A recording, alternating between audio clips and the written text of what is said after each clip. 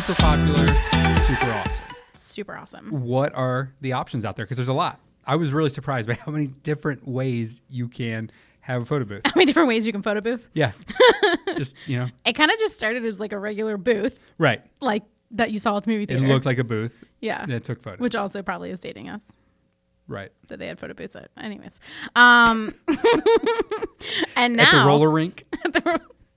And now you can have it in all different versions. So you can have your traditional closed booth. That's you like step in, take a picture.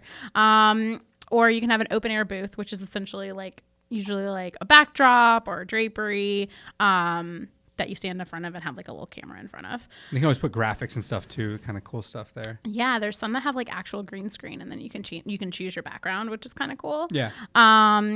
And then they have like the new ones that are like mirrored. Those are so cool.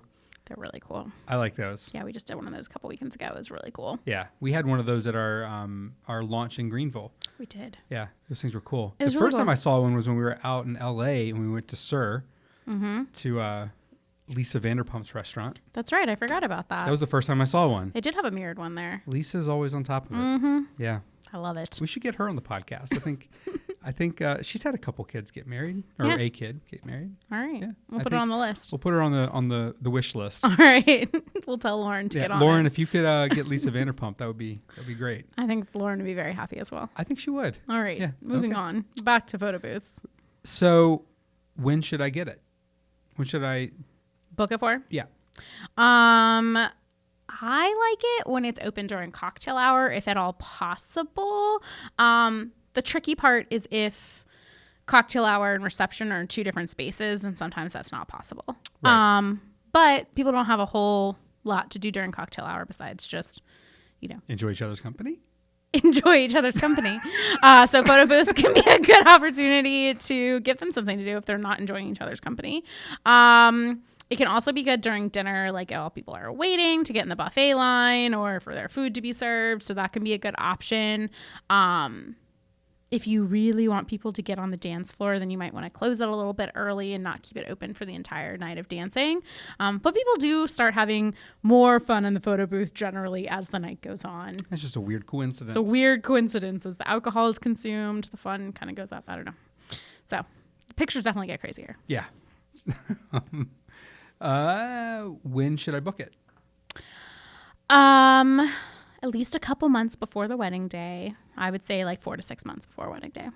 4 to 6 months. That's pretty far out. Yeah. I mean, you could, if you have a specific booth that you really want, then I would make sure to do it 4 to 6 months, because if you have, it can get booked quickly. There tends to only be a handful of companies that specialize in it. Yeah. A lot of companies will have that kind of as an add-on addition thing, but companies that are dedicated to it, like Zoom, they're solely focused on that. You would want to get them booked way sooner than. Yeah, you would want to get them booked a little sooner.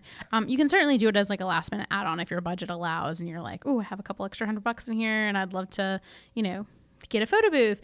Your options might just be more limited, especially things like, a more luxurious photo booth or a mirrored photo booth or something that's like, I forgot to mention, they have video photo booths now too. Oh, that's awesome. Yeah, so something like that might be booked up a little sooner than other ones.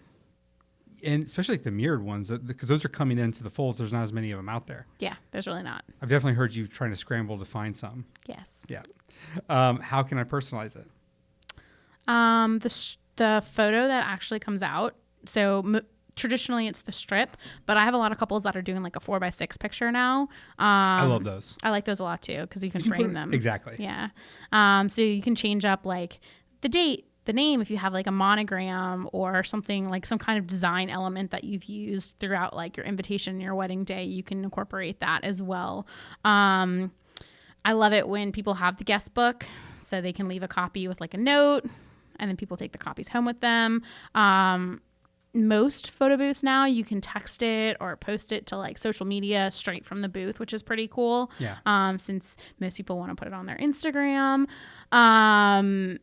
And then you can customize the props. I think that's another good way to like kind of customize it. So I just had a couple that was like a UGA fans. And so they like had like really cute like Georgia props. I've had people who have done, different themes based on their jobs or their school or whatever. So I think that can be a good way to kind of personalize those props.